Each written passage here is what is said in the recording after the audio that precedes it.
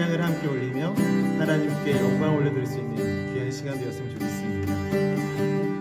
온 세상이 신음하고 고통받는 이 순간에도 하나님께서 바라시는 것은 하나님을 예배하는 그 모든 것을 포기하지 않는 것, 하나님을 굳건하게 붙들고 있는 것이라 믿습니다.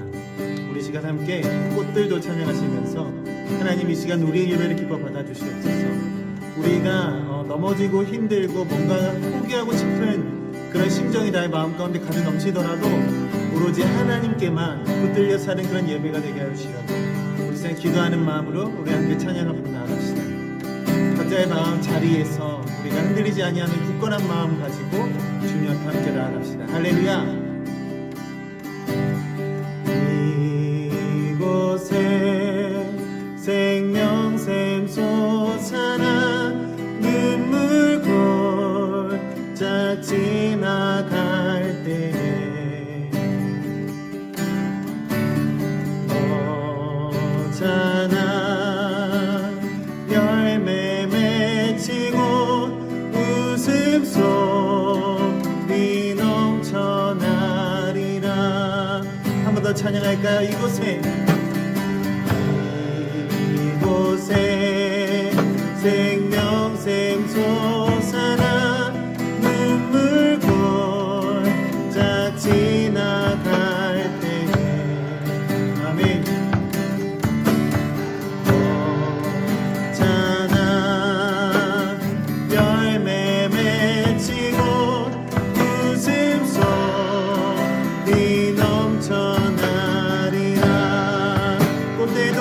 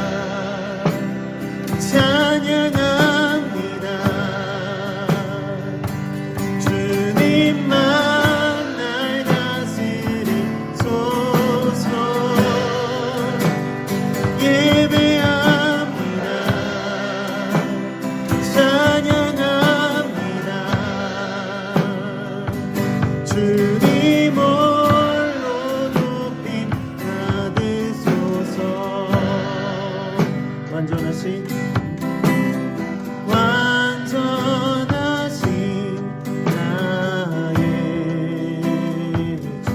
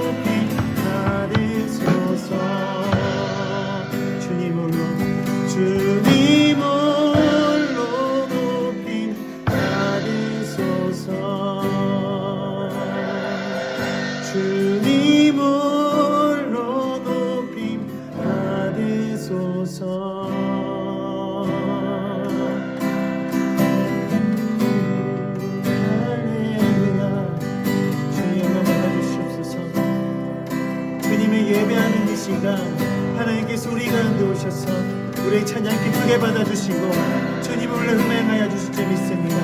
우리의 찬양과 우리의 예배의 불기가 이 열기가 꺼져가는 것이 아니라 아버지 하나님을 바라보며 주의 때에 올려드리며 그것을 구하며 나아갈 수 있는 모두가 되게 하여 주시옵소서. 부르짖 주님께 모든 영광 올려드리오며 이 모든 말씀 살아계신 예수님의 이름 받들어 기도드렸습니다. 아멘.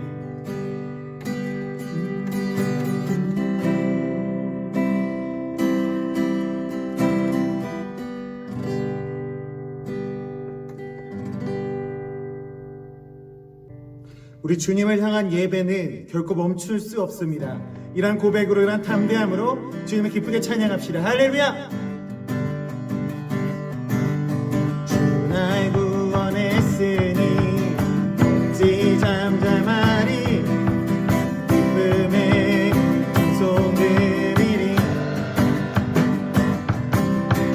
주 날 구원했으니 어찌 잠잠하리. 기쁨의 손들이리. 주 내 제사 했으니 내 제사 했으니 어찌 잠잠하리. 기쁨의 내드리리. 주를 향한 나의 사랑 멈출 수 없네. 멈출 수 없네. 주를 향한 나의 열정. 주를 향한 나의 열정 멈출 수 없네. 멈출 수 없네. 나 기쁨에 춤추리. 무대 슬픈 나 부전해. 아멘. 나 기쁨에 기쁨에 춤추리. 모든 삶 주 안에 있네. 주 날 구원했으니 날 구원했으니 어찌 잠잠하니. 기쁨에 손들이리. 주 내 제사 했으니 내 제사 했으니 어찌 잠잠하니. 기쁨에 매드리니. 주를 향한 나의 사랑 멈출 수 없네.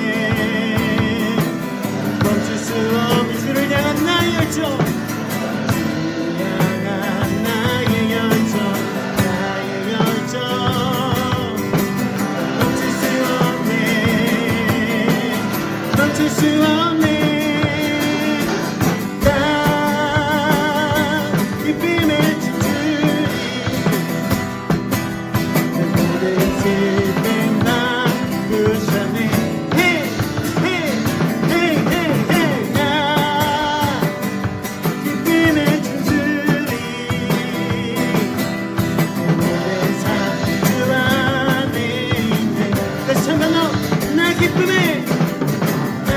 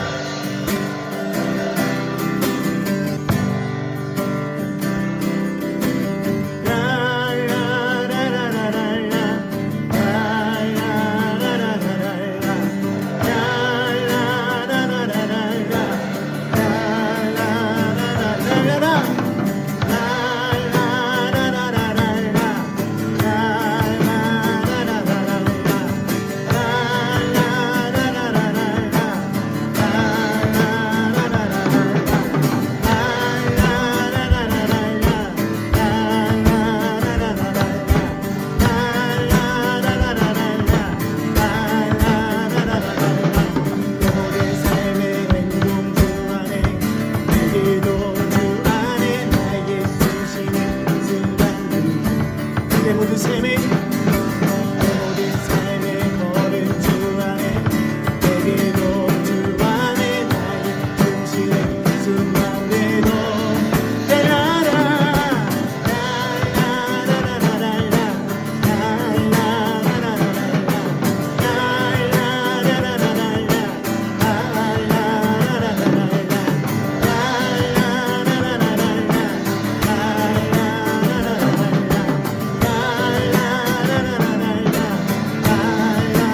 내 모든 삶 삶의 행동 주 안에 내게도 주 안에 나의 숨쉬는 순간들 내 모든 삶의 걸음 주 안에 내게도 주 안에 나의 숨쉬는 순간들도 랄라라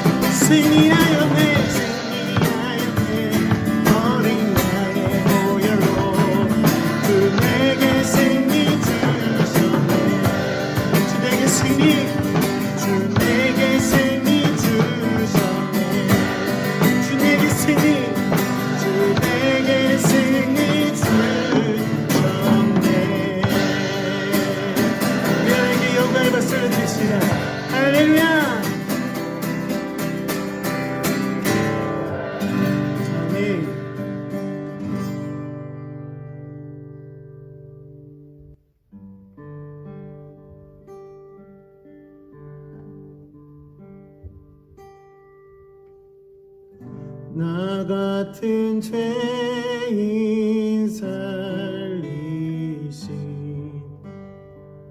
주 은혜 놀라워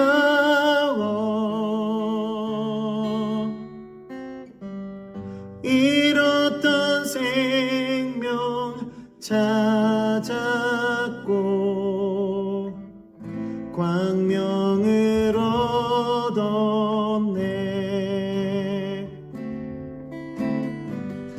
큰 죄악에서 건지신 주 은혜 고마워.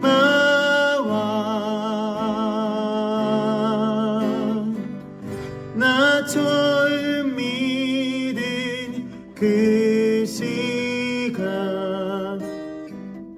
귀하고 귀하다. 주 찬양 주 찬양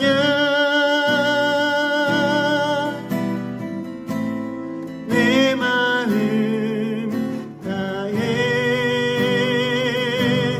주 찬양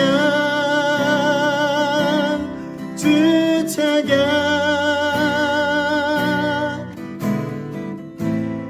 내 생명 다해.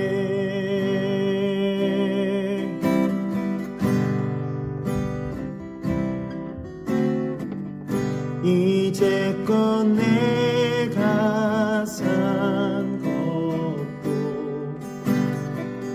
주님의 은혜라. 또 나를 장차 본향에 인도해 주시리.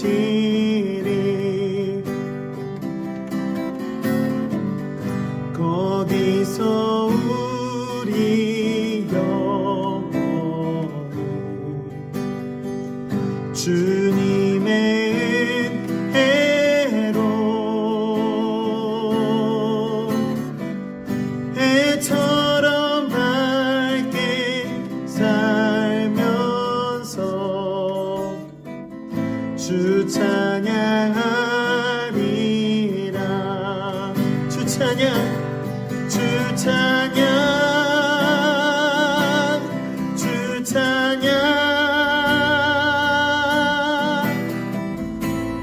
내 마음 다해. 주 찬양 주 찬양 주 찬양 내 생명 다. 우리 다시 한번 고백합시다. 주 찬양 주 찬양 주 찬양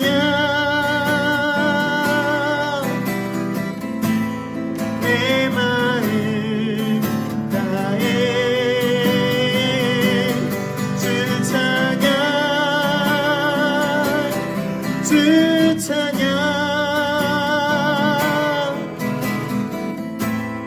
내 생명 다해.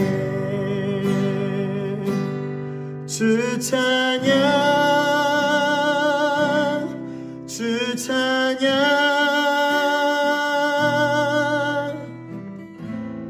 내 마음 다해. 주 찬양 주 찬양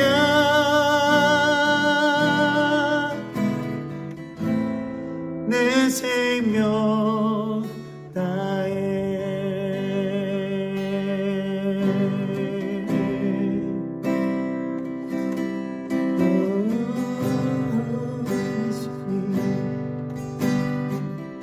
아버지, 우리 가운데 죄인 허락하여 주시옵소서. 하나님의 말씀 가운데 올바르게 서게 하여 주시고 정말 세상의 편함에 우리가 안주하지 아니하며 주께서 인도하시는 거룩한 곳으로 그곳으로 들어갈 수 있는 예배가 되도록 주님 인도하여 주시옵소서. 오늘도 우리의 찬양의 기뻐 받아주신 줄 믿습니다. 우리의 찬양의 기도가 하나님께 상달되어 주님의 기쁨이 되는 예배가 되도록 주님 인도하여 주시옵소서. 사순절을 보내는 지금 이 시간에 우리의 마음 가운데 주님 역사하여 주시고 또 임재하여 주시사 하나님의 기쁘시게 하는 주의 자녀로 날마다 살아가게 하옵소서. 이 모든 말씀 지금도 사랑하시고 앞으로도 우리 사랑하실 사랑의 예수님의 이름으로 기도드렸습니다. 아멘.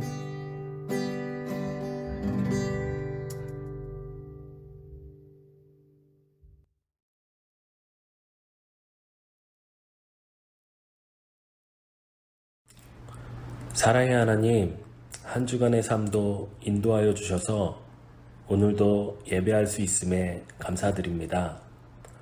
언제나 우리와 동행하시며 인도하시는 하나님, 하나님의 따뜻한 사랑으로 우리의 삶을 인도하여 주시옵소서. 지금 우리나라와 여러 나라들이 코로나 바이러스로 두려움과 공포 속에서 혼란스러워하고 있습니다. 만물의 주권자 되시는 하나님께서 함께 하셔서 이 모든 일들이 빨리 정돈되어지며 다 같이 모여 예배할 수 있도록 인도하여 주시옵소서. 우리가 함께 모이지 못하여 각 가정에서 동영상으로 예배를 드립니다. 경건한 마음으로 예배할 수 있도록 인도하여 주시고 말씀을 들을 때에 하나님의 역사하심을 바라보는 에바다 학생회가 될 수 있도록 인도하여 주시옵소서. 우리가 다시 모일 때에는 모두가 성숙된 신앙의 모습으로 예배할 수 있도록 원하고 바라며 모든 일들이 빨리 정상적으로 돌아갈 것을 구하며 예수님의 이름으로 기도드립니다.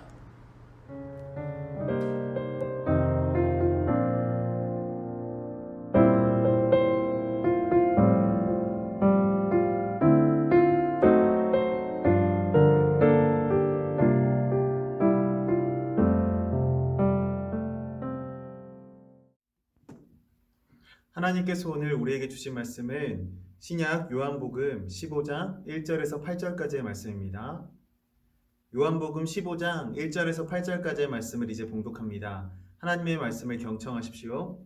나는 참 포도나무요 내 아버지는 농부라. 물은 내게 붙어 있어 열매를 맺지 아니하는 가지는 아버지께서 그것을 제거해 버리시고 무릇 열매를 맺는 가지는 더 열매를 맺게 하려 하여 그것을 깨끗하게 하시느니라.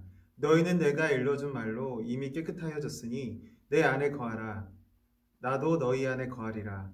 가지가 포도나무에 붙어 있지 아니하면 스스로 열매를 맺을 수 없음같이 너희도 내 안에 있지 아니하면 그러하리라. 나는 포도나무요 너희는 가지라. 그가 내 안에 내가 그 안에 거하면 사람이 열매를 많이 맺나니 나를 떠나서는 너희가 아무것도 할 수 없음이라. 사람이 내 안에 거하지 아니하면 가지처럼 밖에 버려져 마르나니 사람들이 그것을 모아다가 불에 던져 사르느니라. 너희가 내 안에 거하고 내 말이 너희 안에 거하면 무엇이든지 원하는 대로 구하라. 그리하면 이루리라. 너희가 열매를 많이 맺으면 내 아버지께서 영광을 받으실 것이요 너희는 내 제자가 되리라. 아멘. 하나님께서 이 말씀을 통하여 우리에게 은혜 주시길 원합니다. 여러분 한 주간 또 잘 지내고 있어요? 전도사님이 혼자 중고등부실에 와서 이제 설교를 녹화하고 이런 시간들이 반복되다 보니까 여러분들의 생기 넘치는 얼굴을 보지 못해서 너무나도 그런 모습이 그립고 또 여러분들이 너무나도 보고 싶습니다. 사순절 우리가 5번째 주간을 우리가 보내게 되는데요. 우리가 코로나19 때문에 우리가 함께 예배하지 못하고 각자의 위치에서 어쩔 수 없이 가정에서 주일 예배를 보내는 여러분들의 마음 가운데 그래도 하나님께서 위로하심과 동행하심과 함께 우리 친구들에게 주시는 은혜가 더 풍성하게 나타내고 결실 맺기를 소망합니다. 그래서 오늘 본문 말씀 가운데서 이제 열매라는 단어가 나와요. 하나님께서 이러한 상황을 통해서도 우리 가운데 은혜 주시기를 원하고 이러한 은혜 가운데 우리가 날마다 하나님과 더 친밀하게 가까워질 수 있는 그런 기회로 삼을 수 있는 여러분들 되시기를 간절히 소망합니다.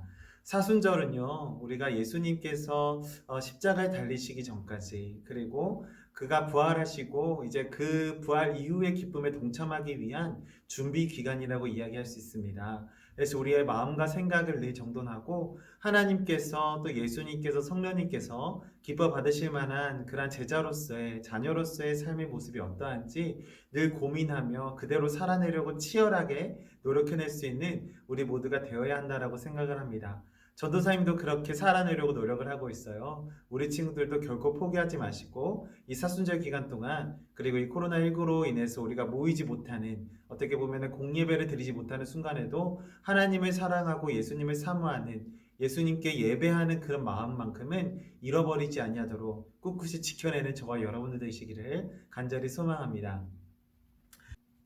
여러분, 오늘 성경 말씀에서 예수님께서는 나는 참 포도나무요, 너희는 가지라 라고 이야기하고 있습니다.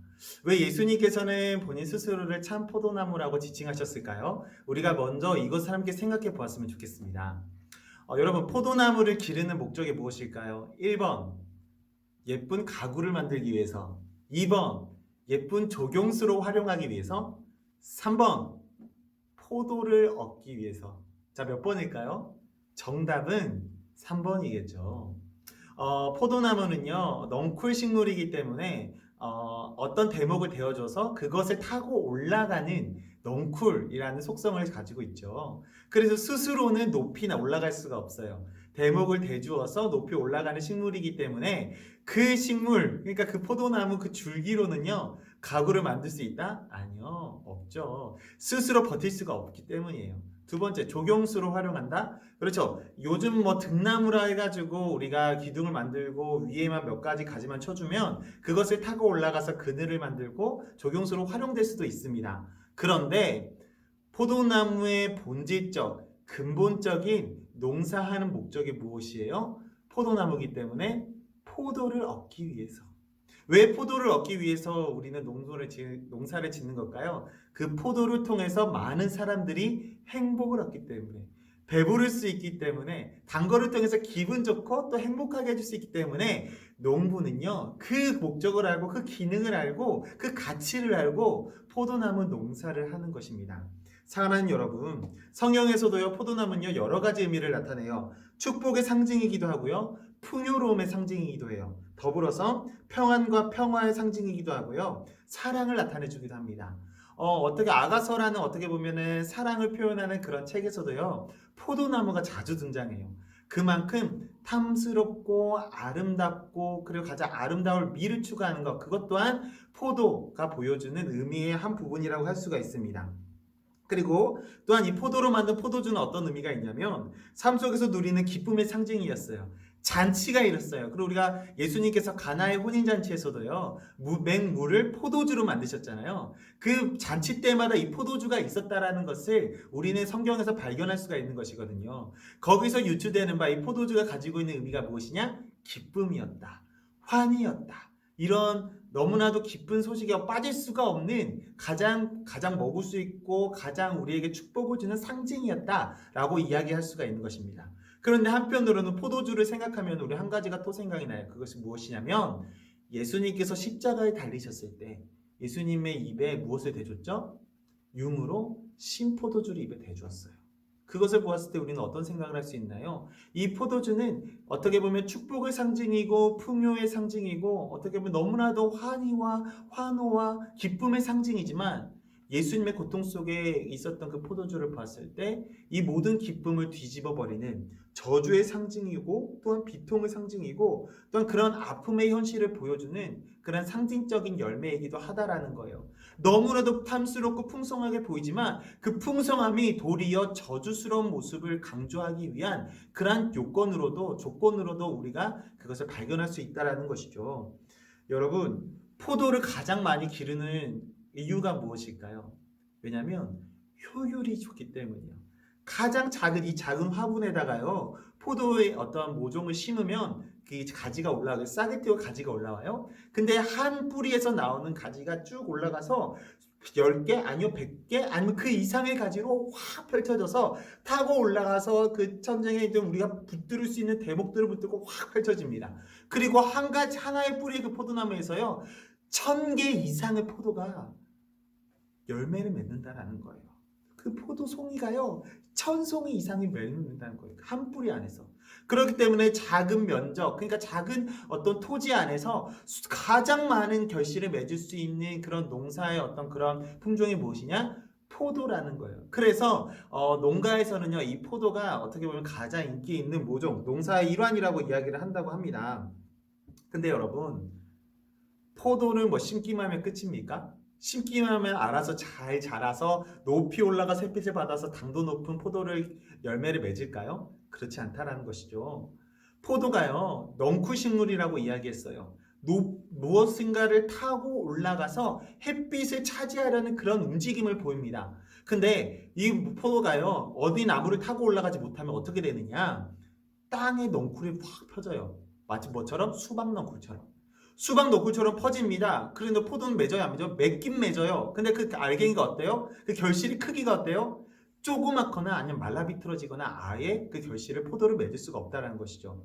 그래서 이 포도가 잘 자라기 위해서 어떻게 해야 돼요? 좋은 대목이 있어야 돼요. 대목이 무엇이에요? 타고 올라갈 수 있는 어떤 그 무언가가 있어야 된다는 것이에요. 그래서 포도 농사가 성공적으로 어떻게 보면 한 해의 포도 농사를 잘하기 위해서는 농부가 해야 되는 것이 무엇이에요? 좋은 대목을 만들어 주어야 한다는 것이에요. 좋은 대목을 만들어 줘서 그 포도가 잘 타고 올라가서 활짝 펼쳐질 수 있도록 만들어 주는 역할이 바로 그 농부의 역할이라는 겁니다. 여러분, 근데 이 대목도 너무나도 중요해요. 대목이 썩은 대목이면 되겠어요? 벌레 먹은 대목이면 되겠어요? 세균과 해충이 가득한 대목이면 되겠어요? 그렇지 않다라는 거예요. 이 대목이 너무나 좀 튼튼하고 그 비를 맞고 어떤 바람이 불고 어떤 환경이 막 괴롭히든 간에 꿋꿋하게 버텨줄 수 있는 대목이 있어야 포도가 의지하고 올라가서 같이 함께 버틸 수 있다는 것이죠. 여러분, 종이 한 장이 있어요. 종이 한 장을 딱 펼쳐서 그거를 찢어보려고 주먹을 누가 잡아주라고 찝을 칩니다. 근데 이렇게 치면 어떻게 돼요? 종이는 그냥 종이만 있으면 찢어져요. 종이가 이렇게 찢어지고 분해가 됩니다. 근데 그 종이를요, 벽돌에다가 감싸면 어떻게 돼요? 자, 그 벽돌에다가 감싸면 종이를 칩니다. 종이가 찢어져요? 우선 찢어질 수는 있어요. 흠집이 날 수는 있어요. 근데 어떻게 돼요? 그 종이가 벽돌을 감싸는 순간 종이의 강도는 벽돌과 똑같이 된다는 거예요. 벽돌의 강도를 종이가 흡수하고 자기 것으로 받아들인다는 거예요. 그래서 아무리 치든 간에 친 사람의 손이 다치지 종이 스스로는 안 다치라는 거죠. 포도도 마찬가지예요. 좋은 대목을 타고 올라가야 비바람이 치든 어떤 상황이든 간에 그 대목이 튼튼한 만큼 포도는 버틸 수 있다는 겁니다. 여러분, 우리의 신앙도 마찬가지예요. 우리의 신앙도 우리의 삶의 우리 신앙의 대목이 어떤 것에 의지하고 있느냐, 무엇을 붙들고 있느냐, 무엇을 타고 올라가느냐에 따라서 우리의 신앙은 달라질 수 있다는 겁니다. 세상은요, 가끔씩 너무나도 달콤하게 유혹을 해요. 너무 어떻게 보면 한시적인 달콤함이라고 이야기할 수 있죠. 한시적인 기쁨을 우리에게 줄 수도 있어요. 한시적인 안위와 어떻게 보면 한시적인 위로를 우리에게 줄 수 있다는 것이에요. 그래서 우리는 마음이 힘들고 어려울 때요, 세상의 기쁨과 세상의 환희와 세상의 즐거움을 쫓아갈 때가 있어요. 잠깐 주는 그 기쁨 때문에. 근데 여러분, 하나님께서는 말씀하세요. 세상의 것은 썩어 없어지겠으나 하나님의 것은 영원할 것이다 라는 우리는 소망을 품고 사는 사람들이잖아요. 우리가 사람의 생애는 한정되어 있어요. 짧으면 70세, 80세, 길면 100세 그 이상의 삶을 살아가는 것이 이 시대 현장이라는 것이죠.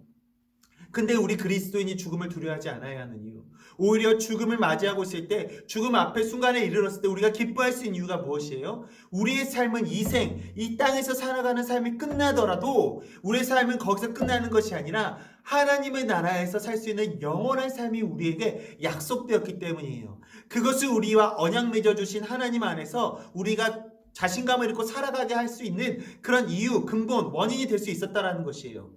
여러분, 그 때문에 우리 성도된 우리들은 자신 있게 살아가는 오늘 하루하루를 우리가 얻을 수 있게 되었다라는 것입니다. 사랑하는 여러분, 우리의 삶을 무엇에 기대해야 하는가? 우리의 삶의 신앙을 어디에 기대해야 하는가? 어떤 대목에 기대해야 하는가가 너무나 중요하다는 것이에요. 썩은 대목에 포도나무가 기대었어요. 올라갔어요. 그 썩은 나무가 썩어져서 부러졌어요. 그럼 그 포도나무는 결실을 맺을 수 있을까요? 없을까요? 결실을 맺을 수가 없다라는 거예요. 아까 말했던 것처럼 땅에 떨어져서 땅에 넝쿨하지만은 결실을 맺지 못하고 말라 비틀어지고 만다라는 것이에요. 햇빛을 볼 수 없기 때문에 높은 곳으로 올라갈 수 있는 대목이 잘 자리 잡고 버텨줘야 그 포도가 잘 자랄 수 있듯이 우리의 신앙도 예수 그리스도라는 대목, 예수 그리스도는 우리를 위하여 희생하신 그 사랑에 기대었을 때 우리의 신앙은 자라나고 결실을 맺을 수 있다라는 겁니다. 예수님께 접근집되어 자라나는 가지가 되기 위해서는 우리는 무엇을 해야 할까요? 오늘 본문 4절에서는요, 예수님께서는 내 안에 거하라 라고 이야기하고 있습니다. 그리고 그 이유를 또한 5절에서 말씀해 주고 계십니다. 5절에는 이러한 표현이 있어요. 나를 떠나서는 아무것도 할 수 없다 라고 말씀하십니다. 그럼 이 말씀을 들으면 우리는 잠깐 갸웃거리죠? 약간 뭔가 이상한 것 같아요. 그래서 우리는 이런 질문을 던질 수 있어요. 예수님을 떠나서는 우리가 아무것도 할 수 없다? 내가 예수님을 떠나서는 나는 아무것도 성공도 할 수 없고 뭔가 쟁취도 할 수 없고 뭔가 내가 성공적인 무엇인가를 나는 내 것으로 만들 수 없다라는 이야기인가? 이상하다. 예수님을 믿지 않고 신앙이 없는 사람들도 성공한 사람들이 많은데 뭔가 예수님께서 이 말씀하시는 이 바가 좀 모순이 있는 건 아닌가요? 라는 질문을 우리는 던질 수 있다는 겁니다. 사랑하는 여러분, 예수님께서 말씀하시는 예수님을 떠나서 나는 아무것도 할 수 없다. 너희는 아무것도 할 수가 없다라는 의미는 그런 의미가 아닙니다. 예수님께서 말씀하시는 아무것도 할 수 없다는 말씀의 개념은 문자 그대로 아무것도 할 수 없다는 무능이라는 것을 의미하는 것이 아니라는 것이에요. 세상의 의식주나 세상의 일을 성공을 의미하는 능력을 가지는 것, 그것 또한 쟁취하는 것을 의미하는 것이 아니라 알곡 없는 쭉정이처럼 겉은 화려하지만 송송 텅텅 빈 삶을 살아가는 그것을 의미하는 것이 아니라 하나님께서 기뻐 받으시는 알곡진 삶을 누릴 수가 없다라는 거예요. 그렇게 살아갈 수가 없다라는 거예요. 하나님께서 주시는 축복을 나의 것으로 받아들이고 그것을 인정하여 그 환호와 기쁨 속에 살아갈 수가 없다라는 거예요. 여러분, 세상을 의지하는 세상이나 대목에 의지해서는요, 우리의 삶이 진짜가 될 수가 없어요. 우리의 삶은요, 어느 순간 그 세상이나 대목이 꺾여버리면 아파해버리고 너무나 썩어져 버리면 우리의 삶도 같이 썩어져 버린다는 거예요. 그런데 이 세상에는 절대 썩지 않는 것이 있죠. 그것이 무엇인가요? 예수 그리스도의 사랑이라는 거예요. 절대 꺾이지 않는 것. 우리를 향하신 영원하신 사랑. 그것이 우리가 태어나기 전에서부터 태어나고 우리가 지금까지 살아오면서 또한 앞으로도 살아갈 날, 그리고 우리가 죽어서 하나님 앞에 부름을 받는 그날까지도 변함없으신 그 사랑, 꺾이지 아니하는 그 사랑이야말로 하나님 앞에 나아가는 결실을 맺는 방법이라는 것이죠. 사랑하는 여러분, 예수님을 떠나서는 아무것도 할 수 없다. 그것은 다시 말해서 하나님의 은혜를, 그리고 하나님께서 주신 은혜의 선물을 누리며 살아갈 수 있는 그런 삶을 내려놓고 포기하게 된다는 것입니다. 5절의 말씀에서 나를 떠나선이라는 표현은요, 헬라어로 코리스 에무라는 거예요. 에무라는 나의, 그리고 코리스는 밖에, 몸하지 않고, 아니면 왜라는 어떤 표현입니다. 그래서 이거 다시 말하면 내가 없이는 나는이라는 것이죠. 내가 없이는, 나의 삶의 대목이 없이는, 나의 삶에 예수 그리스도가 없이면, 나의 삶의 대목이 되시는 예수 그리스도가 없으면 우리는 아무것도 할 수 없다는 거예요. 하나님의 은혜를 우리가 받고 누리며 살아갈 수 없다는 거예요. 하나님의 은혜가 곧 무엇이에요? 우리가 살아가는 숨 쉬는 것조차, 말하는 것조차, 듣는 것조차, 보는 것조차 모든 것이 다 하나님의 은혜인데 예수 그리스도 없이는 그 모든 은혜를 우리는 누리며 살아갈 수 없게 된다는 것입니다. 여러분, 하나님의 은혜 없이는 되는 것이 아무것도 없다는 거예요. 그것이 누가 없으면 또 불가능하다는 거예요? 예수 그리스도가 우리 마음에 계시지 않으면 아무것도 할 수 없다는 겁니다. 여러분, 이 나를 떠나서는 한편으로 이런 신학적으로 이런 의미를 가지고 있어요. 전적인 부패, 전적인 무능력. 이것은 세상이 말하는 세상적인 능력을 말하는 것이 아닙니다. 일의 효율을 말하는 것이 아니에요. 어떤 내가 그것을 해결하고 어떤 그것을 극복해내는 어떤 그런 능력을 이야기하는 것이 아닙니다. 전적인 무능, 그리고 전적인 부패라는 것은 무엇이냐면, 예를 들어서 아담과 하와가 하나님 앞에 처음 지어졌을 때는 그들은 완전한 의인이었어요. 죄를 짓지 않고 완전한 선한 사람이었어요. 근데 그들이 하나님의 명령을 거역하고 선과 악을 알게 해주는 그 나무의 결실에 그 열매를 따먹은 순간 그들의 마음 가운데 죄가 들어왔어요. 죄악이 자리 잡았어요. 그것을 우리는 전적인 타락이라고 이야기를 합니다. 영원히 씻겨지지 아니할 죄라고 이야기를 합니다. 그것이 바로 오늘 이 말씀에서 말하는 전적인 타락, 전적인 무능력이라는 거예요. 근데 우리가 이것을 언제 얻게 된다는 거예요? 이 무능력이 언제 우리에게 임한다는 것이에요? 예수님께서 내게 있지 아니할 때. 내가 없이는, 예수님께서 우리 마음에 없이는 우리는 그런 전적인 타락과 전적인 무능력을 경험하게 된다는 것입니다. 예수님께서 나를 떠나서는 아무것도 할 수 없다고 하는 것은 이처럼 우리가 죄악 가운데 살아갈 수밖에 없는 삶이 될 수도 있다는 그런 경고를 우리에게 해주고 있다는 것이죠. 여러분, 한 선교사님이 이런 얘기를 해주신 적이 있어요. 한 고등학교 한 친구가 이렇게 이야기하더래요. 저는 좋아하는 친구가 생겼어요. 근데 제가 너무나도 그 친구를 좋아하고 사랑하는데 그 친구 앞에서는 저는 떳떳하지 못해요. 왜냐하면 제가 너무나도 음란물에 취해 있기 때문이에요. 제가 이것을 어떻게 극복해야 될지 모르겠어요. 라고 이런 고민을 털어놨다고 합니다. 근데 그 의사 목사님께서 그 친구에게 이런 조언을 해주셨대요. 다른 거 다 신경 쓰지 말고 그 사람을 마음껏 사랑해보라. 라고 이렇게 표현해 주셨다고요.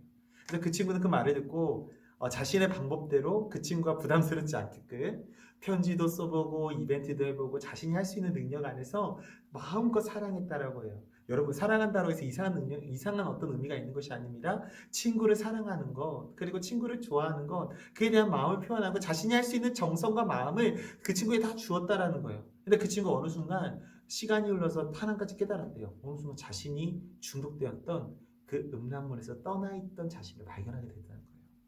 이것이 무엇을 의미하나요? 한 가지 하나님을 사랑하는 것, 그 사람을 사랑하는 것, 내가 소중히 여기는 그 사람을 존귀히 여기고 소중히 여기는 것, 그것에 내가 목숨을 걸고 내가 정성을 다했더니 어느 순간 죄악된 그 죄성이 내게서 떠나가더라라는 것을 그 친구가 깨달았다는 거예요. 그것이 극복되었다는 것이죠. 여러분, 예수님도 마찬가지입니다. 우리의 삶도 마찬가지예요. 예수님과 동행하는 삶도 마찬가지예요. 우리가 죄 때문에 아무것도 할 수가 없어요. 늘 눈물 흘리고요. 하나님 앞에 작아질 수밖에 없어요. 근데 그것을 우리 마음 가운데 우리 삶 가운데 떠나보내게 하기 위해서는 어떻게 해야 돼요? 예수님을 지극히 한번 사랑해보는 것. 예수님을 치열하게 한번 사랑해보는 것. 나의 삶의 가지의 대목이 되시는 그 예수님을 마음껏 사랑해보면 우리의 마음 가운데 자리 잡아있던 모든 아픈 죄악들이요 다 떠나간다는 거예요.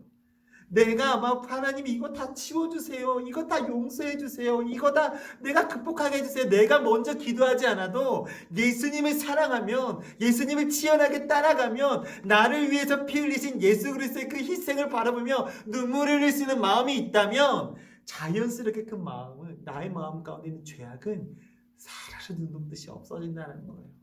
이미 예수님께서 보혈을 흘리심으로 우리의 죄가 사해졌기 때문에 그를 사랑하기만 하면, 그를 믿기만 하면 우리는 수많은 열매를 맺을 수 있다는 겁니다. 스가랴 4장 6절 하반절에서는 이렇게 기록하고 있어요. 만군의 여호와께서 말씀하시되 이는 힘으로 되지 아니하며 능력으로 되지 아니하고 오직 나의 영으로 되느니라. 이 말씀 다시 말해서 하나님의 주시는 힘과 능력으로 우리는 이길 수 있다는 거예요. 그것도 넉넉히 이길 수 있다는 거예요. 쓰러지지 않고 포기하지 않고 우리가 하나님의 능력으로 힘입어서 우리는 맞서 싸워 승리할 수 있다는 겁니다. 무엇과 맞서 싸우나요? 세상의 죄악과 모든 것들 악한 것들과 맞서 싸워서 세상의 유혹들과 맞서 싸워서 우리는 승리할 수 있다는 거예요. 여러분 승리하고 싶지 않나요? 이기고 싶지 않나요? 여러분 하나님의 은혜를 나의 것으로 만들고 그것을 내 입술로 고백하며 살아가는 복된 삶을 누리고 싶지 않나요? 그 생각만 해도 너무나도 기쁘고 얼마나 설레이는지 모르겠어요. 여러분 이러한 삶을 살아갈 때, 이기는 삶을 살아갈 때 우리의 삶 가운데는 여러 가지 열매로 우리는 결실을 맺는다는 겁니다. 그 열매가 보통 구체적으로 무엇인가요? 라고 질문할 수 있어요. 그 질문은요 갈라디아서 5장 22절 23절에서는요 기록해주고 있어요. 성령의 9가지 열매가 이렇게 기록하고 있습니다. 그래서 사랑, 희락, 화평, 오래 참음, 자비, 양성, 충성, 온유, 절제 해가지고 9가지의 열매가 있다라고 합니다. 이 9가지 열매를 보면요 이거 뭐 도덕에서 나올 법한 어떤 그런 단어들인데 라고 이야기할 수 있어요. 근데 이 모든 것들을 합쳐서 생각해보고 가만히 고민해보고 이것을 생각해봤을 때 이 모든 것들이 내 마음과 삶 가운데 흡수되고 내가 그것을 그대로 살아있게 된다면 여러분은요 이 세상을 바꿀 수 있는 사람이 돼요. 하늘의 밀이 땅에 떨어져 죽지 아니하면 여러분 우리가 하늘의 밀만큼 그만큼의 어떤 믿음만 있어도 저 산더러 움직이라 하면 산이 움직인다라고 얘기를 했어요. 그러한 자그마한 믿음, 그러한 것들이요 우리의 삶 가운데 우리는 다 이뤘을 때 이러한 결실들, 열매들이 나의 마음 가운데 나의 삶 가운데 드러났을 때 하나님께 나의 삶을 통하여 일하신다라는 거예요. 이 모든 것을 세상을 바꾸게 해주신다는 거예요. 그리스도인들을 통하여 세상이 변화되고 하나님의 나라가 이곳에서 실천이 된다는 거예요. 실현이 된다는 거예요. 구현이 된다는 거예요. 여러분 그것이 여러분을 통해서 우리를 통해서 시작될 수 있다는 겁니다. 근데 우리가 방심하면 되지 않아요. 사탄이 늘 우리를 무너뜨리려고 다가오기 때문에 베드로전서 5장 8절에서는요 우리를 무너뜨리려고 우는 사자와 같이 사탄은요 두루 삼킬 자를 찾으며 돌아다닌다고 이야기를 해요. 우는 사자가 뭐예요? 배고파서 먹이를 찾아 헤매는 그런 우는 사자처럼요 마귀 사탄은요 너무나도 간절하게 그것을 삼킬 만한 주위의 사람들을 찾아다닌다는 거예요. 우리가 방심하면 되는 게 아니라는 것이죠. 여러분 하나님과 우리의 마음과 생각이요 하나님께로부터 조금 떠나가거나 하나님을 밀어내는 그 순간 그 우는 사자와 같은 마귀 사탄은 우리 마음 가운데 들어와서 우리를 무너뜨리려 한다라는 겁니다. 내 자네, 내 마음 가운데, 내 삶의 내 중심에 자리 잡고 계시는 분은 누구만이 계셔야 한다는 것이죠. 우리 하나님, 우리 예수님, 우리 성령님만이 우리 삶 가운데 주인이 되시고 계셔야 한다는 것입니다. 독일의 종교개혁자 마틴 루터는요, 어떻게 보면 사제였어요. 처음에는 사제였는데 이 사람이 그 당시에 이제 면죄부를 파는 것을 보고, 로마 천주교가 면죄부를 파는 것을 보고, 그때 보고 이것은 아니다. 로마서를 보고 예수 그리스도를 믿는 것이 구원에 이르는 길이다라는 것을 깨달아서 그는 95개조 반박문을 이제 교회 문에다 딱 붙이면서 종교 개혁을 이제 시작한 사람입니다. 근데 이 사람이요, 이제 그 종교 개혁자 루터가 이제 많은 학생들을 가르치고 있을 때였어요. 근데 이 많은 학생들을 가르치고 있을 때 학생들이 와서 이렇게 물었다고 합니다. 어떻게 하면 사탄의 시험과 유혹에서 우리가 쉽게 이길 수가 있습니까, 선생님? 라고 물어봤다고 해요. 근데 루터는 이렇게 대답해 줬다고 해요. 사탄이 내 마음의 문을, 우리의 마음의 문을 자주 두드리면서 문을 열라고 소리칠 때가 있다네. 근데 그때마다 내 마음에 계시는 예수님께서 나가셔서 문을 열어주시지. 그리고 사탄이 이 집에 사탄이 그 예수님께 이렇게 묻는데, 이 집에 루터가 살고 있지요? 라고 묻네요. 그러면 예수님께서 이렇게 대답하신다네. 그래, 과거에는 루터가 살았지만 이제는 내가 살고 있어 라고 대답하신다네. 그때 사탄은 그 응답을 듣고 어떻게 하는지 아나? 도망간다라는 것이지. 여러분, 이 말을 통해서 우리가 알 수 있다는 것은 무엇이에요? 예수님께서 내 안에 계시면, 내 삶의 주인이 되시면, 내가 주인 되는 것이 아니라 루터가 있는 것처럼, 나 이이삭이 있는 것이 아니라 사탄이 문을 두드렸을 때 내가 이이삭 여기 있습니다 라고 하면 내 삶을 무너진다는 거예요. 나 이이삭이 아니라 그 내가 있을 자리에 예수 그리스도가 계시면, 여러분의 마음 가운데, 여러분의 정체성 가운데, 그 가운데 예수 그리스도 계시면 사탄은 떠나간다라는 거예요. 그럴 때 우리의 마음 가운데, 우리의 삶 가운데 성령의 9가지 열매, 그 이상의 결실을 우리 가운데 이루시고 맺게 해주신다는 것이죠. 여러분, 열매를 맺으려면 하나님께로부터 떠나면 안 됩니다. 열매를 맺으려면 예수 그리스도께서 나의 삶 가운데 사실 수 있도록 우리의 자리를 내어드려야 해요. 그러한 삶을 살아야만 우리는 세상의 유혹과 시험 가운데, 핍박 가운데 우리는 승리할 수 있는 삶을 누릴 수 있습니다. 코로나19가 우리가 계속 그 때문에 예배를 함께 드리지 못하고 공적인 예배를 우리가 각 가정에서 드리고 있지만, 여러분, 이런 가운데서도 담대하셔야 합니다. 예수를 믿는 신앙도 흔들리지 말고 주를 바라보는 그런 마음 가지고 우리가 주께 열심히 기도하며 나아가야 해요. 슬퍼하고 힘들어하고 애통해하는 사람들과 함께 울어주고, 그리고 그들을 위해서 기도하고, 그들을 위해서 나눌 수 있는 것이 있으면 나누어주는 그런 삶이 예수님과 함께 결심해 줄 수 있는 삶으로 나아가게 되는 것입니다. 전 세계가 아파하고 있어요. 신음하고 있어요. 그 친구들을 위해서, 그 사람들을 위해서, 하나님께서 사랑하시는 모든 자녀들의 구원을 위해서 함께 기도할 수 있는 저와 여러분들 되시기를 간절히 소망합니다.